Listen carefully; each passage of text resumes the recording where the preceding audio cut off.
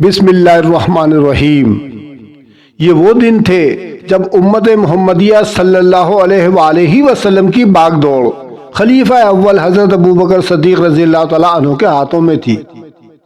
مدینہ منورہ میں خلافت قائم ہے مگر تخت و تاج کا کوئی شور نہیں، اور انہی دنوں مدینے کے ایک کنارے ایک بوڑھی نابینا اور بے سہارا عورت اکیلی زندگی گزار رہی ہے۔ حضرت عمر فاروق رضی اللہ تعالیٰ عنہ اس وقت خلیفہ نہیں بنے، لیکن دل میں امت کا درد رکھتے ہیں۔ تمام صحابہ کی طرح انہوں نے حضور اکرم صلی اللہ علیہ وسلم سے یہ حدیث سن رکھی تھی، خیر الناس من ینفع الناس، تمام انسانوں میں بہترین انسان وہ ہے جو دوسروں کو نفع پہنچائے۔ انہیں خبر ملتی ہے کہ مدینے کے آخری حصے میں ایک بڑھیا ہے جس کا کوئی پرسان حال نہیں۔ چنانچہ ایک دن صبح سویرے حضرت عمر رضی اللہ تعالیٰ عنہ جھوپڑی کی طرف جاتے ہیں۔ دل میں ارادہ ہے کہ آج میں اس اماں کے لیے جھاڑو لگاؤں گا، چکی پیسوں گا اور کھانا بناؤں گا۔ دروازہ کھولتے ہیں، ٹھٹک کر رک جاتے ہیں۔ گھر صاف ستھرا، چکی پیسی جا چکی ہے، کھانا تیار ہے۔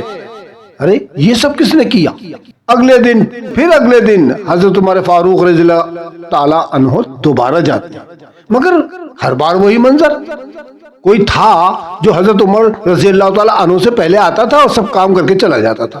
اب ان کے دل میں یہ سوال گونجنے لگا کہ آخر یہ ہے کون؟ ایک دن حضرت عمر فاروق رضی اللہ تعالیٰ نے فیصلہ کیا، آج میں چھپ کر دیکھوں گا کہ یہ کون ہے جو اس ماں کی خدمت گمنامی میں کر جاتا ہے۔ چنانچہ دوسرے دن فجر کے فوراً بعد جب آپ واپس آئے، دیکھا کہ ایک شخص آیا، نہ اعلان نہ پہچان۔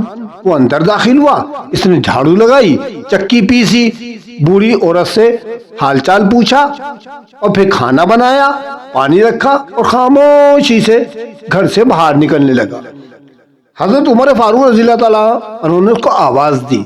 جب اس شخص نے مڑ کر دیکھا تو حضرت عمر رضی اللہ تعالیٰ عنہ کی آنکھوں سے آنسو بہنے لگے۔ وہ کوئی عام آدمی نہیں تھا، وہ تھے خلیفہ وقت حضرت ابوبکر صدیق رضی اللہ تعالیٰ عنہ، رسول اللہ صلی اللہ علیہ وسلم کے سب سے قریبی ساتھی۔ حضرت عمر رضی اللہ تعالیٰ عنہ کی آواز لرز گئی، اے ابوبکر، آپ نے تو اپنے بعد آنے والوں کو عاجز کر دیا۔ یہ کہہ کر حضرت عمر فاروق رو پڑے۔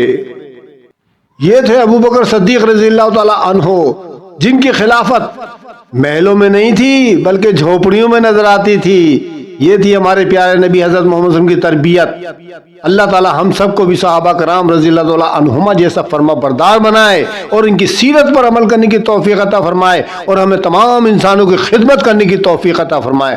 آمین یا رب العالمین۔